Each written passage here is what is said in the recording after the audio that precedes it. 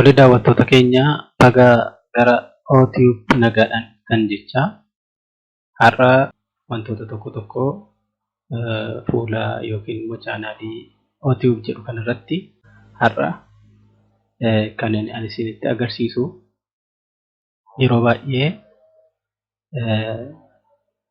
namni baay'een moobaayilii isaa fayyadama. Moobaayilii isaa kanarra keessumaa warroota smartphone ta'an irratti appilikeeshinoota adda addaadhaan kan nuti fayyadamnu. Haa ta'uutii yeroo tokko kompiitara keenya irratti appilikeeshinoota taabileetii keenya yookiin immoo bilbila harkaa keenya irra jiran fayyadamuudhaaf ni yaadna ta'a. Garuu tooftaalee itti fayyadamnu sana yeroo tokko rakkisuu danda'a.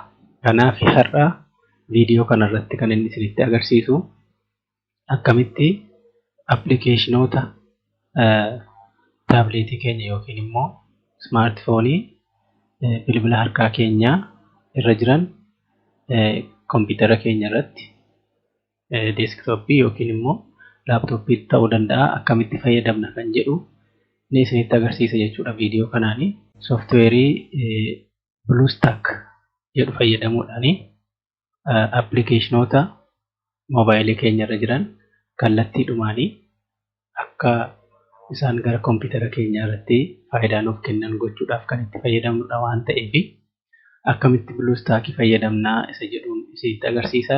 Garuu isa dursa BlueStack kana eessa argachuu dandeenya kan jedhuu fi akkamitti install goonee yookiin immoo kompiitara keenya irratti laaptooppii keenya irratti finnee install goonee itti fayyadamna kan jedhu duraan durseen isinitti agarsiisa. Browserii kompiitara keessan irra jiru kamittuu fayyadamuudhaan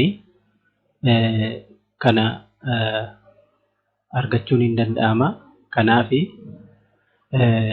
weebsaayitii ana asirratti barreessu kana faayil eagle kan jedhu kompiitara keenya irratti barreessine faayil eagle kan jedhu akkuma argitan kana kompiitara keenya irratti yeroo barreessinu gara weebsaayitii kanaatti nu galcha. Isaa booda kan jalqabarraa jiru kana yeroo bannu sooftiweerota kompiitara keenyaaf itti fayyadamuu dandeenyu tolaan asirratti argachuu dandeenya jechuudha. Cumaan carraa kanatti fayyadamtanii warreen kanaan dura hin beekne sooftiweerota adda addaa asirraa buuftanii kompiitara keessan irratti fayyadamuu dandeessu jechuudha. Ani garuu har'aa fi akkaataatti BlueStack keessarraa buufannee kompiitara keenya irratti install goonee itti fayyadamnuun isinitti agarsiisa. Akkuma argitan yeroo weebsaayitii kana bannee keessa seennu filannoowwan baay'eedha kan asirra jiranii. Sooftiweeriiwwan adda addaa asirraati argachuu dandeessu jechuudha. Kan amma asirraan isinitti agarsiisu kan BlueStack warroota asirratti tarreeffamanii jiran kana keessaati deemuudhaan isa buufneeti gara akkaataatti fayyadama keenyaatti deemna. Kanaaf filannoowwan adda addaa jiran kana keessaati Android emulators kan jedhu kana yeroo bannu sooftiweerii kana akkaataa kanatti keessatti arganna jechuudha. BlueStack 5 kallattiidhumaanii kana cuqaasuudhaan akkaataa filannoo kompiitara keenya irratti hundaa'uudhaan kompiitarri keenya biitii 32 yoo ta'e kan addanatti argamu kanadha kan nuti buufannu. Yoo biitii 64 ta'e immoo kan addanatti argamu kanarraa buufanna jechuudha. Kan koo amma kompiitarri biitii 64 waan ta'eef isa kanarraan akka inni naaf buusuu fi ajajadha jechuudha. Amma buusuudhaa fi adeemsa irra jira gatii ta'ee fi amma inni buusutti hin eegna jechuudha. Okay. Amma kallattiidhaan naaf dheera gatii ta'ee fi yoo fakkeenyaaf internet download manager fayyadamtu yoo ta'e akkaataa kanatti isinii fida kompiitara keessan yoo jiraate yoo hin qabdan ta'e garuu karaa idileetii buufattu jechuudha. Gara fuula duraatti IDM kana akkaataa kamitti argachuu akka dandeessaniif akkamitti kompiitara keessan irratti install godhachuu akka dandeessanii viidiyoo kan biraatiin isinitti agarsiisuu nan danda'a. Kanaaf ani kanatti gatiin fayyadamu start download isa jedhu kanaan click godha. Amma akkuma argaa jirtanii softweeriin barbaade sana downloadii godhaadha kan inni jiru. Kanaaf amma inni download godhee xumurutti eegna jechuudha. Egaa akkuma isinitti himaa ture softweerii kana fayyadamuudhaan appilikeeshinoota Play Store irra jiran hundumatti kan Android irratti fayyadamuu dandeenyu yookiin bilbila keenya irratti fayyadamuu dandeenyu kamuu kompiitara keenya irratti buufnee itti fayyadamuu dandeenya waan ta'eef keessumaa hojii adda addaa namoota hojjetanii fi baay'ee hojii isiniif salphisa. Bifa salphaa ta'een hojii kan hojjetamu jechuudha. Kanaaf amma inni buusee xumurutti obsaan eeguu nu gaafata jechuudha. Hanga sanatti daawwattoonni chaanaalii yuutuubii OTV kanaan dura hin daawwatin jirtan kanarra dhuftan subscribe gochuudhaani chaanaalii kana akka maatii taatanii akkasumas immoo akka guddiftan wantoota asirratti argitan kana faayidaa qabu jettanii yookaan itti amantan ta'e immoo hiriyoota keessanii fi qooduudhaani akka namoota bira ga'u akka gootanii akkuma kana immoo yaada yoo qabaattanii koomentii irratti yaada keessanis akka nuuf barreessitan isin gaafanna.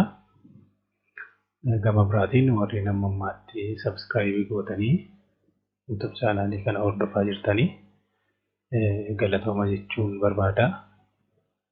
Hirmaannaan keessan ammas gara fuula duraattis itti hafuufu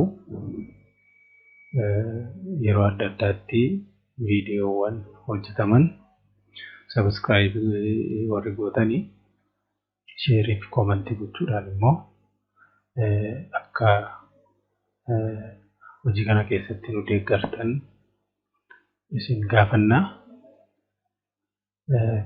Gama kan biraatiin immoo gaaffiiwwan adda addaa yookaan qabdan ta'e kan viidiyoo irratti isiniif hojjechuu dandeenyu yoo nu qooddanis gara fuula duraatti irratti qophaa'uudhaan viidiyoo adda addaa bifa qulqullina isaa eeggatee fi bifa itti fayyadamuu dandeessaniin hojjechuudhaan yuutuubii kana irratti isin qaqqabsiisuu dandeenya.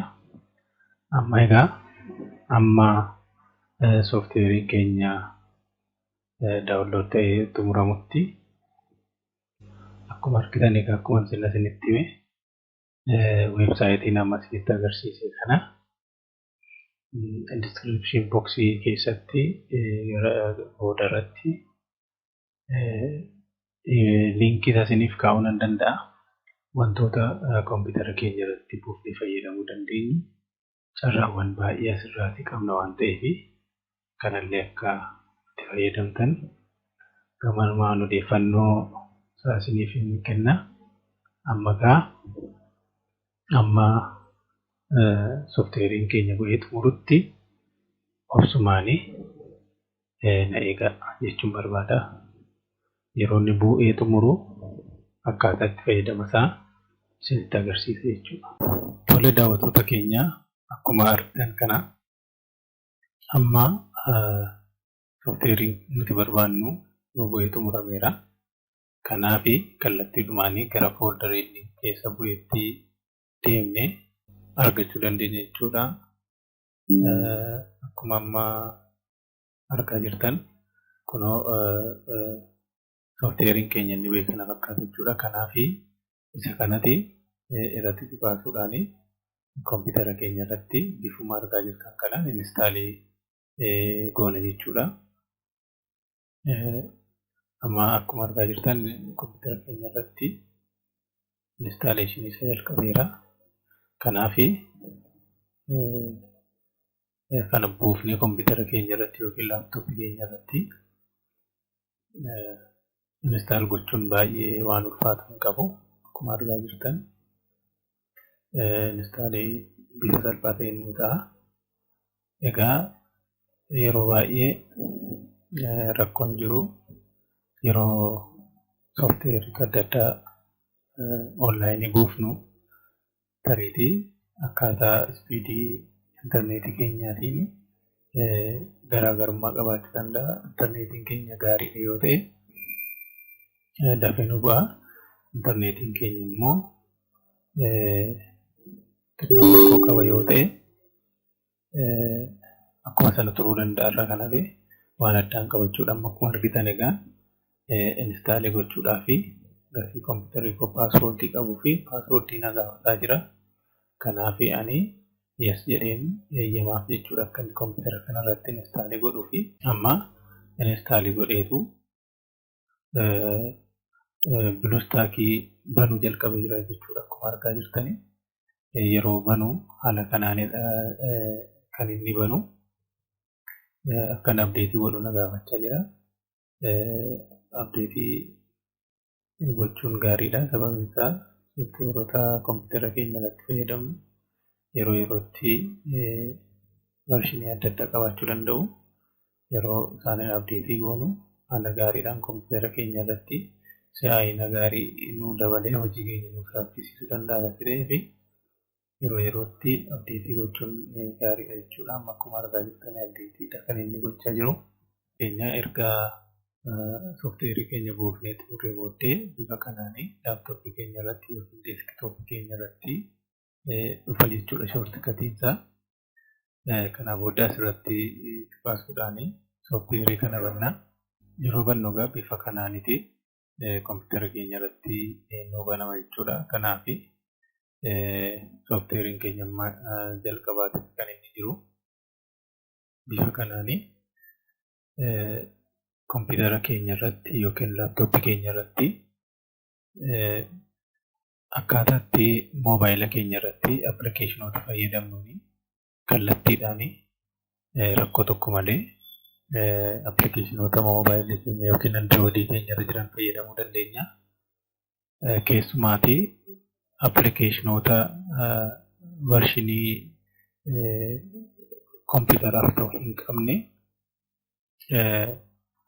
yeroo fayyadamnu rakkachuu dandeenya ta'a. Kanaaf kompiitara keenya irratti bifa salphaa ta'een karaa kana itti fayyadamuu dandeenya. Amma sooftiweeriin keenya banaa jira gatii ta'ee fi yeroo inni banu wantoota tokko tokko isinitti agarsiisa. Amma gaanii bifa amma argitan kanaani baneera. Akkuma argitan kun appilikeeshinoonni kun kan moobaayilii keenya irra jiran jechuudha. Kan moobaayilii keenya irratti yookiin taabileetii irratti andiroodiidhaan fayyadamnu irratti kan argamanidha malee kompiitara irratti akkaataa kanaatti hin argamu jechuudha. Akkuma argaa jirtanii pileestooriin asirra jira.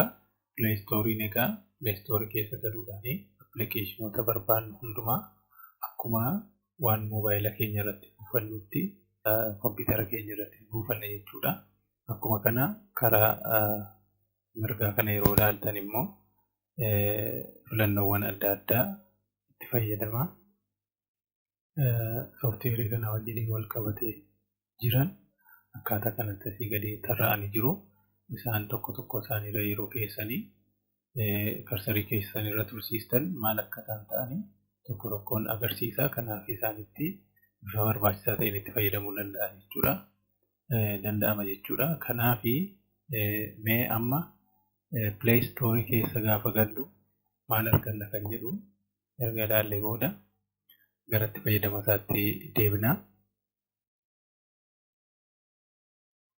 Akkuma amma argaa jirtan Play Storein banamaatidha kan inni jiru. Egaan akkuma amma argitan kana appilikeeshinoota moobaayila keenya irratti fayyadamnu bifa ittiin kompiitara keenya irratti fayyadamuu dandeenyuun akkaataa kanatti karaa salphaa ta'een nuuf fida jechuudha. Akkuma argaa jirtan kana appilikeeshinoota kana keessaa kan barbaanne kompiitara keenya irratti instaalii gochuudhaan yookiin buufachuudhaan itti fayyadamuu dandeenya jechuudha. Kanaaf amma isin yoo barbaadan kan buufachuu dandeessu asirraati. Fakkeenyaaf gara duubaatti deebi'eetan warra bu'anii jiran isinitti agarsiisa. Fakkeenyaaf wantoota dubbifaman fakkeenyaaf kana banee isinitti agarsiisa. Yeroo bannee ilaallu sooftiweerii kana fakkeenyaaf kompiitara irratti akkaataa kanatti argachuudhaaf hin dandeenye, PDF kanaan argachuu hin dandeenye, garuu asirratti bifa salphaa ta'e kanaan banadhee itti fayyadamuudhaaf carraa naaf kenneera jechuudha. Yeroo inni banu walii wajjiniin ilaalla jechuudha. Egaan akkuma arginu akkaataa kanatti wantoota nuti kompiitara keenya irratti fayyadamuu hin dandeenye akkaataa kanatti BlueStack itti fayyadamuudhaan kompiitara keenya irratti fayyadamuu dandeenya jechuudha. Kan akka fakkeenyaatti hin fudhadhe malee wantoota barbaadan hunda akkuma amma ilaalaa turretti karaa Play Store galuudhaan Play Store irraa wantoota barbaadan buufattanii bifa barbaadaniin itti fayyadamuu dandeessu jechuudha. Kompiitara keessan irratti akka moobaayila keessaniitti itti fayyadamuu dandeessu. Kanaaf har'a kan isinii qabadhee dhufe kana fakkaata. Viidiyoo kan biraatiin yeroo kan biraa kan wal arginu ta'a. Walumaa galatti akkuma jalqaba irratti jedhee viidiyoowwan barsiisoo ta'anii adda addaa chaanaalee kana irratti hojjechuudhaan isiniif dhiyeessina. Kanaaf warri haaraa taatanii gara chaanaalee kanaa dhuftan sabskiraayibii gochuu akka hin daganne, akkuma kanaa sheerii, laayikii fi koomentii gochuudhaan akka irratti hirmaattanii fi yaada qabdanis akka nuuf barreessitan isin gaafanna. Kanaaf kanarraa asumarratti xumureera. Galatoomaa.